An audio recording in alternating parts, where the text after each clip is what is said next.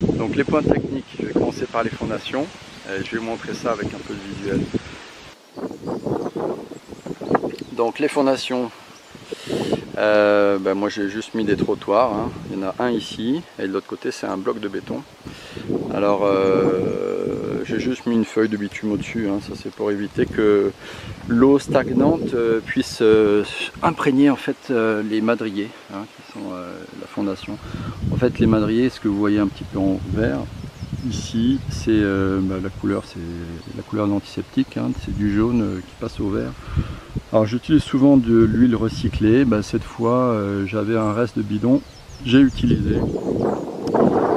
des jonctions à mi-bois là, que je chevillais avec des chevilles que j'ai fait moi-même. Et voilà pour les fondations. Alors pour le design, je vais essayer d'illustrer ce que j'ai raconté la dernière fois dans la vidéo. Je suis parti de l'angle du soleil, hein, qui est à 11 degrés l'hiver et à 65 degrés l'été. Donc j'ai pris une moyenne à 35 degrés, hein, l'inclinaison du soleil avec le sol. Et c'est pour ça que j'ai choisi d'incliner la première, la face la plus au sud, avec un angle de 55 degrés, hein, pour reprendre le rayon du soleil à 90. Donc c'est ça en fait l'élément déterminant de mon design. Je suis parti de là, en fonction de ça j'ai décidé de la hauteur à laquelle il fallait mettre ce chevron autoporteur, hein, parce que ça va être une structure toute simple avec des chevrons autoporteurs. Et les dimensions, elles sont de 55 pour la paroi verticale au côté sud. Les chevrons autoporteurs côté sud, ils font 3,30 m. Les chevrons côté nord, ils font 2,20 m. Et le muret de l'autre côté, il fait 2 m. Voilà, il y a les dimensions de toute la structure. Ensuite j'ai disposé ces chevrons tous les 70 cm. En fait je suis parti aussi de la largeur des feuilles de plexiglas qu'on trouve ici pour déterminer l'espacement des chevrons. Donc 2,10 m, c'est 3 fois 70. Donc voilà, j'aurai sur 4 pannes en fait, enfin 4 chevrons autoporteurs, j'aurai ma largeur de plexiglas. Alors pour la réalisation, j'ai fait au plus simple. J'ai créé des modules que je pouvais porter tout seul, donc avec des lisses inférieures, lisses supérieures et des montants, hein, 4 montants. Moi j'ai pris que 4 mètres, j'ai pas pu faire toute la longueur parce que c'était trop lourd. Voilà, sur 4 mètres c'est déjà assez lourd, mais ça peut se faire tout seul.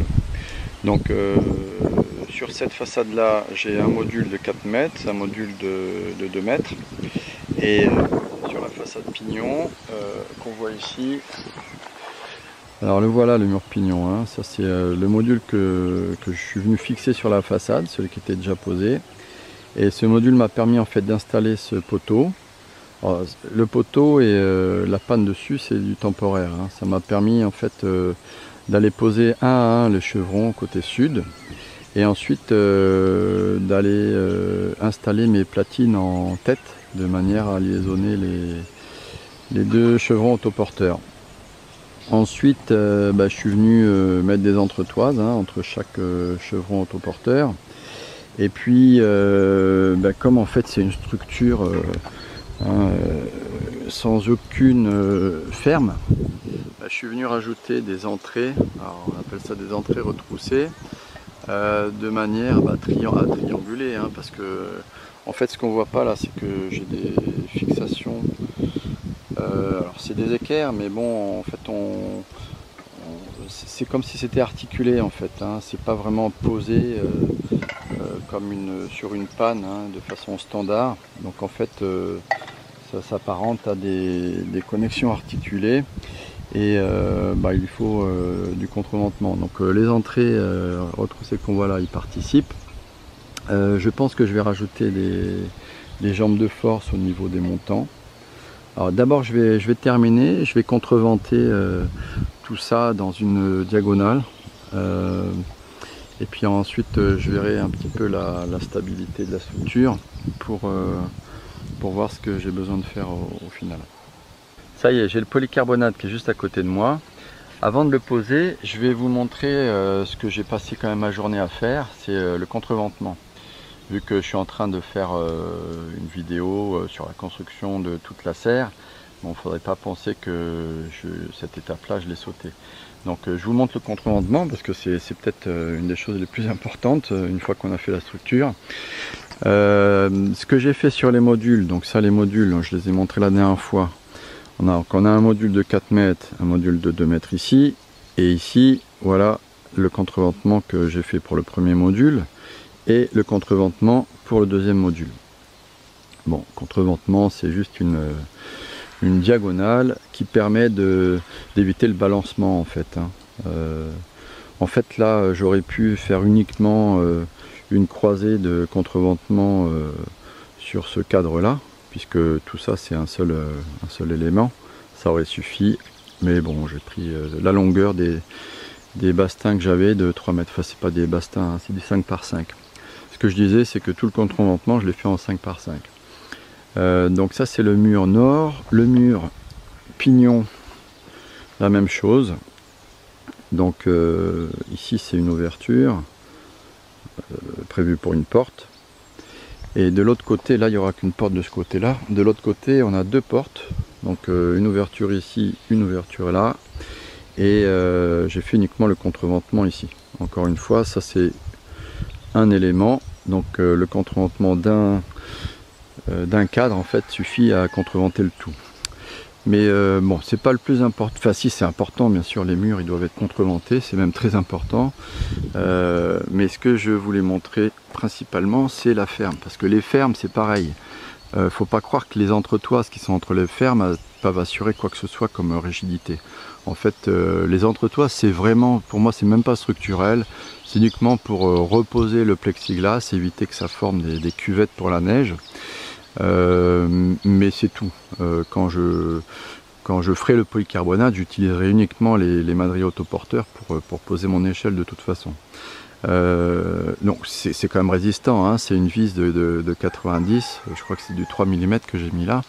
Mais ce que je voulais dire c'est que les fermes, enfin c'est pas des fermes exactement, mais les madriers autoporteurs que j'ai là, ils suffisent pas en fait à tenir avec ces entretoises là. Ce qui permet de tenir, c'est d'abord de les liaisonner. C'est une lisse que j'ai mis là dessus en dessous là, qui est filante. Cette lisse là elle fait office en fait de liaison entre chacune des fermes, on va appeler ça des fermes. Donc c'est tout du long, et de façon à fixer tout ça, à contreventer tout ça, j'ai ajouté une diagonale ici qui se reprend sur 4 chevrons, et ça en fait ça rigidifie tout l'ensemble. Donc maintenant je suis tranquille, le contreventement il est fait. Pour les portes je vais m'amuser à faire des techniques différentes. Alors bon, c'est des portes de serre, hein, c'est pas des portes d'ébéniste, hein.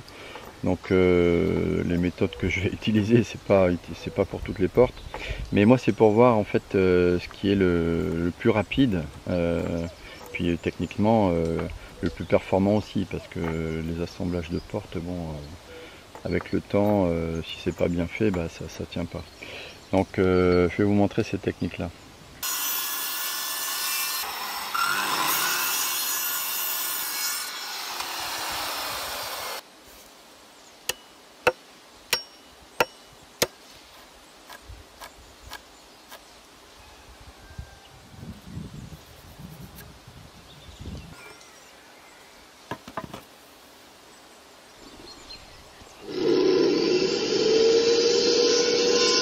Alors pour les portes, si on est un peu feignant et qu'on veut aller vite, bah on peut acheter des équerres et puis fixer ça aux quatre coins, hein. Ça a le mérite d'être super rapide, hein, comme technique, mais bon, il faut avoir des équerres à disposition.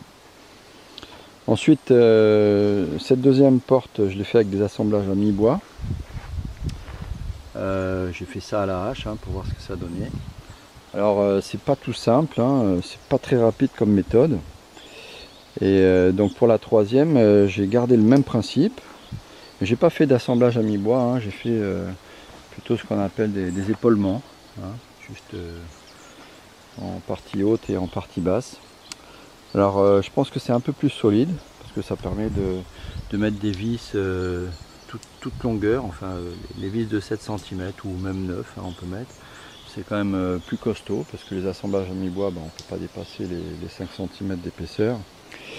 Et c'est quand même la méthode que je pense que j'utiliserai pour des autres portes, hein, si j'ai d'autres portes.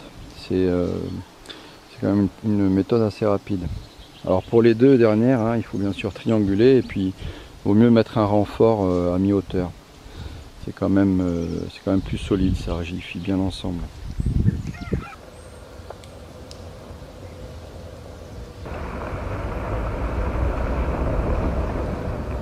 Bon allez, on va se mettre au polycarbonate maintenant, hein, il est là.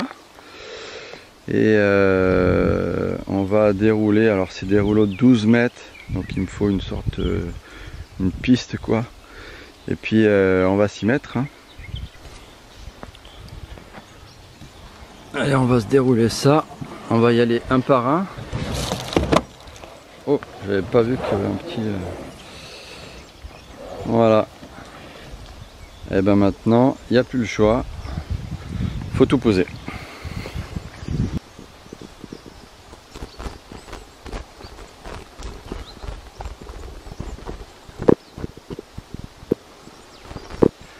Et maintenant, je vais essayer une technique que j'ai vue sur internet.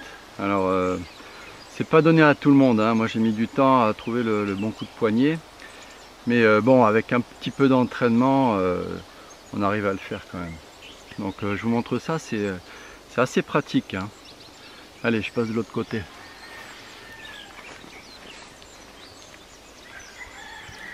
Ah. Bon voilà, le truc c'est que tu prends ta feuille de... J'espère qu'on m'entend. Tu prends la feuille de polycarbonate comme ça.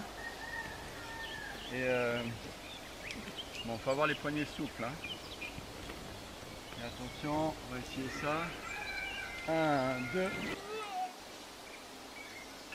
Si vous voulez gagner beaucoup de temps, je peux vous donner cette formation. Hein, c'est payant. Hein, je vous ai mis un lien en description.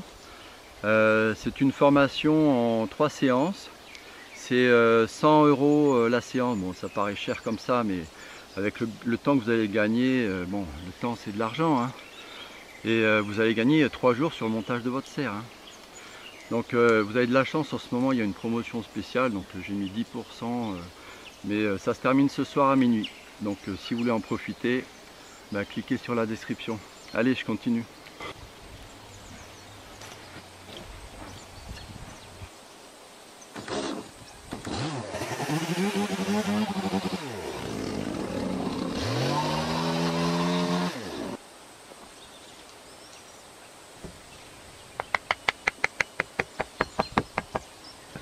Nickel, hein, ça se fait bien. Là on est le lendemain matin, hein, je m'y remets parce qu'il y a le vent qui commence à se lever et ça c'est pas simple. Hier on s'est pris un orage pas possible. Bon, pour les panneaux, donc la technique j'ai capté, hein, sinon maintenant ça je voulais pas montrer parce que c'est pas compliqué aussi. J'amène le panneau. Alors je suis bien tombé parce que ce panneau là en fait c'est ce qui me restait c'est la chute de tout ce que j'ai fait hier, donc sur le rouleau de 12 mètres. Donc c'est nickel parce que là je suis juste en train de faire la partie basse et ça tombe à 10 cm près quoi, ça tombe nickel. Donc aucune perte on va dire. Ensuite ce que je voulais montrer maintenant c'est la fixation de la partie compliquée parce que ça bon on peut accéder des deux côtés, on arrive à le poser. Hein. Le bastin qui est là il m'a servi à poser temporairement le panneau et puis à le déplacer. Bon c'est assez et puis ce que je vais faire aussi c'est peut-être mettre 2 bastins et puis monter une échelle dessus parce que cette partie là que je suis en train de faire bien sûr ça va être plus compliqué. Enfin je vais vous montrer ça comme ça on verra les conneries que je fais et puis ce qu'on peut améliorer.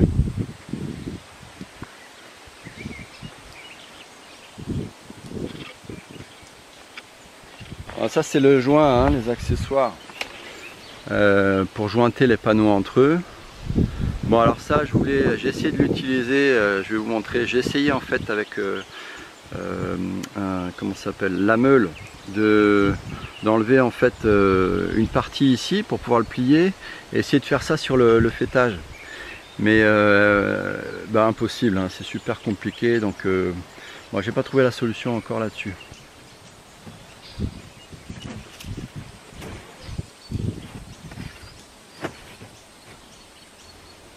Voilà où j'en suis. Je vais essayer de fixer l'échelle maintenant, ça devrait être bon.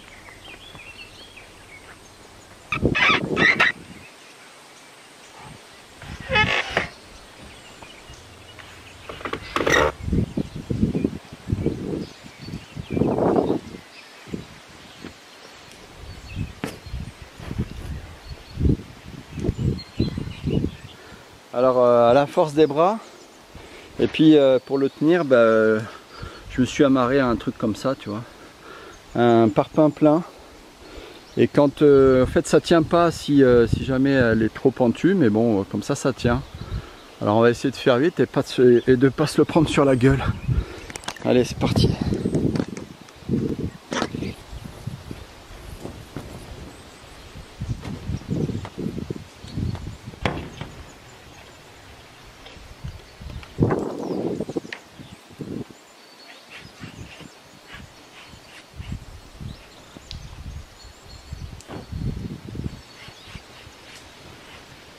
Je te montre comment c'est.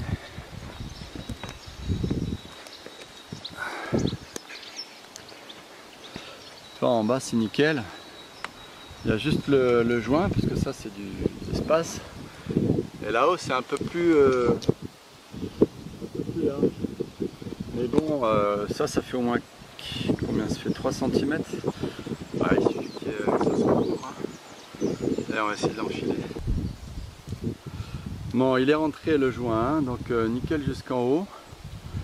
Alors bon, en fait depuis le bas c'était pas possible, hein, parce qu'à un moment il y a trop de frottement, c'est trop long, hein, ça fait 4 mètres, hein, parce que tu as 3, qu'est-ce que j'ai dit déjà, 3,30 plus 60, 3,90, 4 mètres. Donc bon, sur la longueur ça s'enfile pas. Donc bon, toute cette partie je vais le faire à la main là, je pense pas que ce soit un problème. Là-bas ça se fait bien. Et voilà, ici comme j'ai dit que bon, je vais pas faire des découpes, en fait c'est con, hein, je vais juste replier le polycarbonate sur la paroi verticale. Donc pour plier ça, ce que j'ai fait, c'est que j'ai juste sectionné la partie basse, hein, ça lui permet, la partie haute reste étanche, ça fait bien le joint, mais la partie basse est sectionnée, ça le permet d'être souple et de se plier un minimum comme ça, quoi. Voilà.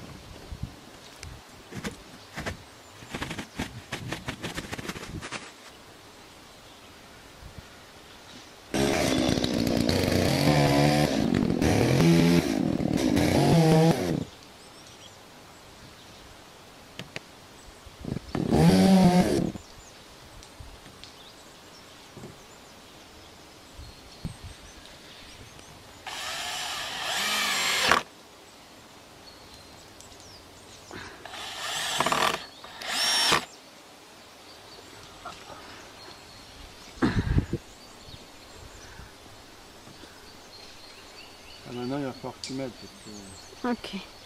on a fait merde.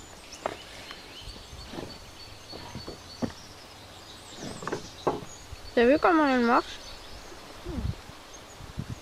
C'est trop bizarre. Des vagues sur, Ouais, c'est vrai. sur le corps. Ça fait cool. Trop bizarre. Moi ce que j'adore c'est quand elles sont suspendues à un fil et qu'elles montent. T'as déjà vu? Ouais. Ça, c'est trop clair. Sur les arbres.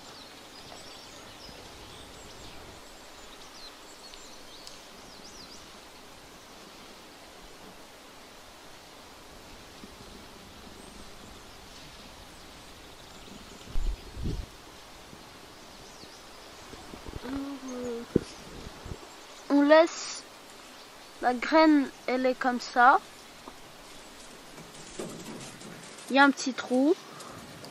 On a la graine avec la racine. On la met contre le mur, la racine. Et on met le petit pli en haut. Et on enterre tout sauf le petit pli. On voit le petit pli vert ici. On le laisse. Après je prends un pot en plastique et je le mets dessus. Comme ça il fait chaud. Je vais faire les... Vas-y, va aider ta... Comment elle s'appelle? Ta grand-mère? Non. Elle s'appelle Katia. Non. Genre les pastèques. Les melons. Ouais. C'è una cosa. сильнее надо, ты сломаешь что-то. Так. Просто должна быть плотно, земля облегать должна. Угу. Ну, не она.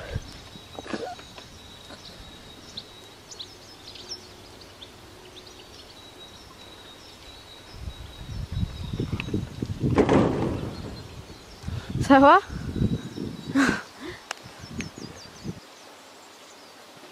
Et donc les melons, il y en a des moustiques. Hein. Donc les melons dans combien de temps? Je sais pas. Demande à Babouchka. À la fin de l'été. Demande-lui. En automne. Ah, t'as raison. Peut-être à l'anniversaire de Nicolas. On verra. Aïe aïe aïe, 15 septembre des melons. 15 septembre, Ça va être long. Ouais. On va voir, peut-être que dans cette serre ça va aller plus vite. Mais on va en acheter avant que... Bah ouais, quand on ira à la mer Noire, on va en acheter plein. Ouais, la même... Alors pastèques, et les pastèques pareil. Pastèques pareil. Non, pareil, non, les pastèques avant. Les pastèques c'est un peu une autre technique. Enfin c'est la même chose. Bon allez, on y va, on fait les portes. D'abord j'ai récupéré une plus grande longueur là, que j'ai mis ici à plat, hein, un petit peu décalé. Et puis voilà où elles sont mes chutes.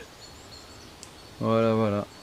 En fait, vu que j'ai fait un truc en biais, eh ben, tu peux mettre toutes tes chutes, quoi. Hein, tu t'amuses un petit peu, et puis voilà, je vais couper ça à la tronçonneuse, et puis on va se faire une petite plateforme. Hein. Je suis pas un banc où ça peut servir à tout. Hein.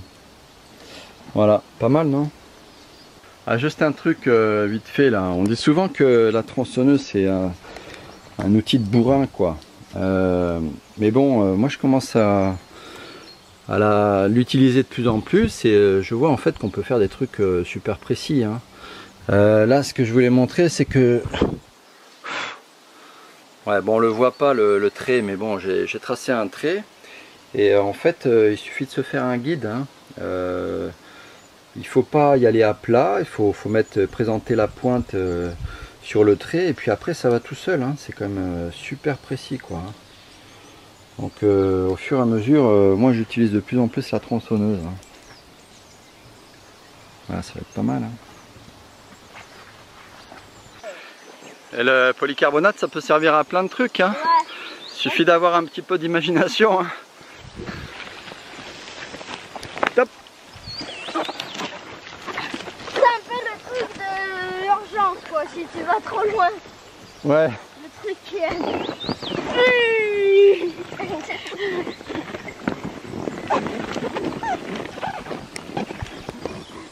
Bon, on va le poser ce polycarbonate, ou on le garde en toboggan? On le garde. Hein? On le garde en toboggan? Tu sais, le polycarbonate?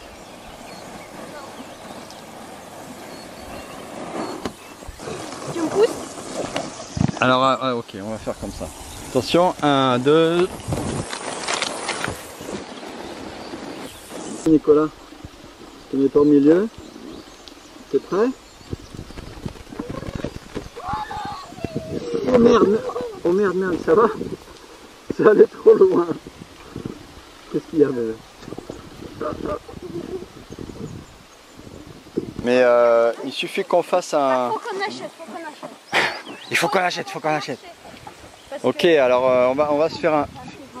Fais gaffe parce qu'il y a des temps là, hein, ils vont vous piquer maintenant. C'est quoi les temps? Les temps, c'est les mouches qui te coupent. Ouais. Tiens, il y en a une là, regarde sur toi là. Là, là, ouais. Tu la vois? Sûr, elle est partie. Ouais. Ah, elle est revenue. Non. Les temps, ils sont comme ça. Bon, on arrête l'eau parce qu'après on n'aura plus d'eau. Hein. Allez, stop, pause. J'ai commencé à regretter l'hiver, moi. Hein. Ici, il fait 32 degrés. C'est super humide.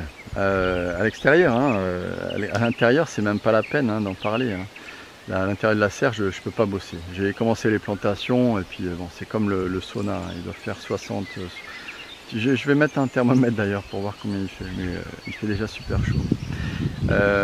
Bon, elle est terminée la serre, donc je fais un petit bilan vite fait, hein, juste les conneries. À mon avis, c'est bien de les partager. C'est les conneries que si jamais j'en refaisais une autre, bah, je ferai attention à ça. Et puis vous, ça peut vous pouvez en profiter aussi si jamais vous voulez faire la même chose. Et puis bah, au niveau du coût, je ferai un petit point au niveau financier, quoi, au niveau du coût global, parce que maintenant bah, je sais combien, enfin, j'ai déjà fait la dépense, donc je sais combien ça m'a coûté. Là c'est les pertes. Alors bah, je me suis bien démerdé, mais j'ai pas eu assez quand même. Donc les portes là, les deux portes, je les ai faites avec du polycarbonate transparent que j'avais. Alors les petites conneries. Le premier truc à éviter, bon moi j'ai fait des modules de 2,10 m parce que mon polycarbonate fait 2,10 m, donc c'est intelligent, mais j'ai pas calculé l'épaisseur du module qui est le départ de la façade. Donc bon, c'est con à dire, mais bon, il fallait que je fasse 2 mètres là parce que pour que le total fasse 2,10 m, hein, c'est un peu con. Moi je vais juste rajouter une petite bande, ça se verra pas. L'autre connerie aussi à mon avis, alors ça fait c'est bien hein, 2,10 m, donc on a les panneaux avec ici 2,10 m. Par contre à mon avis ce qui est mieux c'est de le faire un peu plus court, peut-être 2 mètres, de manière à redescendre le polycarbonate, le plier. En plus c'est dans le bon sens, il peut se plier et puis recouvrir en fait le pignon, parce que moi je me suis amusé à faire un truc comme ça quoi, à plier à l'intérieur. Bon, ça fait un peu bricolage. À mon avis, c'était beaucoup mieux de le faire un peu plus court. Et toujours pour ce qui est couvertine, alors là, j'ai pas trouvé la bonne solution à mon avis. On voit en haut. J'ai essayé de les liaisonner d'abord, j'ai pas réussi. J'ai essayé aussi de mettre des baguettes de bord là. Bon, c'est pas simple, en plus c'est en hauteur.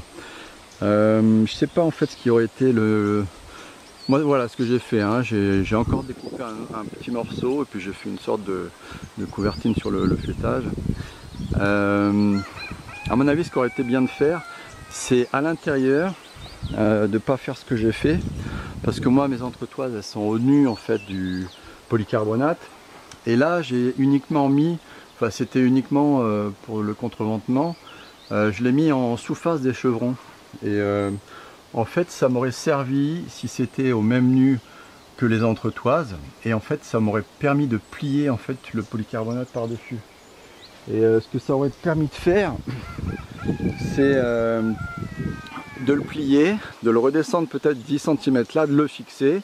Et comme ça, on a avec une petite bordure, enfin une baguette de bord, et comme ça, on aurait vraiment quelque chose de, à mon avis, plus sympa. Enfin bon, voilà, ça fait quand même pas mal avec le polycarbonate transparent. Et puis voilà, techniquement, ben, ça fait l'affaire. Alors, combien ça m'a coûté tout ça? Ben, j'ai pris quelques notes, comme ça je vais vous les montrer, ce sera plus simple. Les 4 madriers, les gros madriers en bas, qui font 150 par 100 par 6 mètres de long. Alors c'est 11,25 € l'unité, donc les 4 madriers c'est 45 €. Les 26 bastins, enfin les sections de 100 par 50 par 6 mètres de long, l'unité 3,75 €, donc 98 €. Ensuite les chevrons, donc ceux-là je les utilise uniquement en contreventement. Ces chevrons, bah, c'est 8 chevrons, ça fait 15 €. Ensuite, il y a la quincaillerie, les équerres, les platines, les vis et les clous. Environ, c'est 50 € en tout. Donc ça fait un total d'environ 200 € pour la structure, quoi, hein. C'est ce que je disais la dernière fois. Ensuite, on a le polycarbonate. Alors les feuilles ici, c'est vendu en 12 mètres, hein, c'est des rouleaux. Donc ils font 2,10 m de large et c'est environ 2,50 € du mètre carré. Donc en tout, ça m'est revenu à 180 €. Et le plus cher en fait, on en a presque autant, c'est les accessoires. Au total j'en ai eu pour 120 €. Donc si on ajoute la structure en bois plus le polycarbonate, j'en suis à un total de 500 € quoi. Donc 500 € pour une serre qui fait donc 6 par 4, hein. Au départ j'étais parti sur 8, mais bon, je me suis calé sur 6, donc 24 mètres carrés. Je pense dans le commerce ici on doit trouver 24 mètres carrés, j'en ai vu la dernière fois, je crois que c'était 30 000, ouais, c'est à peu près 500 € hein, aussi. Donc on va passer à autre chose. Hein. Je vais mettre sur le four maintenant. Donc je vais essayer de faire une vidéo demain avec la dalle, et puis chaque jour j'essaierai de vous montrer un peu toutes les étapes de la construction de mon four à pizza. Voilà.